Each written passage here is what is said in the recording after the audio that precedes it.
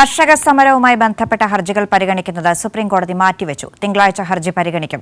സമരം അവസാനിപ്പിക്കാൻ കോടതി സമ്മർദ്ദം ചെലുത്തുന്നുവെന്ന് വരുത്തി തീർക്കാൻ സംസ്ഥാന സർക്കാർ ശ്രമിക്കുന്നുവെന്നും സുപ്രീംകോടതിയുടെ വിമർശനം. വിഷ്ണു തലവൂരാണ് വിവരങ്ങൾ നൽകാനുള്ളത്. വിഷ്ണു, ഇന്ന് കോടതി കേസ് പരിഗണിച്ചപ്പോൾ എന്താണ് പറഞ്ഞത്?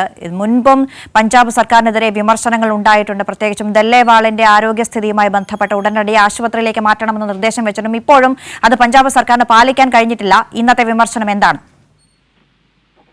അന്ന് തീർച്ചയായിട്ടും ഹർജികൾ പരിഗണിച്ച സുപ്രീം കോടതി വലിയ വിമർശനം തന്നെയാണ് പഞ്ചാബ് സർക്കാരിനെതിരെയും കേന്ദ്ര സർക്കാരിനെതിരെയും ഇപ്പോൾ ഉയർത്തിയിരിക്കുന്നത്. സമരം അവസാനിപ്പിക്കാൻ കോടതി സമ്മർദ്ദം ചെലുത്തുന്നുവെന്ന് വരുത്തി തീർക്കാൻ സംസ്ഥാന സർക്കാരിന്റെ ഭാഗത്തു നിന്ന് ശ്രമം ഉണ്ടാകുന്നു എന്നതാണ് കോടതി ഒരു നിരീക്ഷണം നടത്തുകയും അത്തരത്തിലൊരു വിമർശനം ഉന്നയിക്കുകയും ചെയ്തിട്ടുണ്ട്. അതോടൊപ്പം തന്നെ കർഷകരുമായി സമവായം പാടില്ലെന്നാണ് പഞ്ചാബ് സർക്കാരിന്റെ നിലപാട് എന്നൊരു വിമർശനം കൂടി കോടതിയുടെ ഭാഗത്തുനിന്ന് ഉണ്ടായിട്ടുണ്ട്. ഇതിനോടൊപ്പം തന്നെയാണ് കേന്ദ്ര സർക്കാരിനെതിരെയുള്ള വിമർശനം കൂടി സുപ്രീം കോടതിയുടെ ഭാഗത്തുനിന്ന് ഉണ്ടായത്. കർഷകരുടെ ആവശ്യങ്ങളിൽ കേന്ദ്രം എന്തുകൊണ്ട് പ്രതികരിക്കുന്നില്ല എന്നതാണ് കോടതി ഇന്നൊരു ചോദ്യം ചോദിച്ചത്. അതേസമയം സമരം തടയണമെന്ന് കോടതിക്ക് ആഗ്രഹമില്ലെന്നും അതോടൊപ്പം തന്നെ ആശുപത്രിയിലേക്ക് മാറ്റിയെന്ന് കരുതി നിരാഹാര സമരം അവസാനിപ്പിക്കണമെന്നില്ലെന്നും കോടതി ഇന്ന് വ്യക്തമാക്കിയിട്ടുണ്ട്. എന്തായാലും പഞ്ചാബ് സർക്കാർ ഈ ഒരു സമവായത്തിന് വേണ്ടി കൂടുതൽ സമയം കോടതിയോട് ആവശ്യപ്പെട്ടിട്ടുണ്ട്.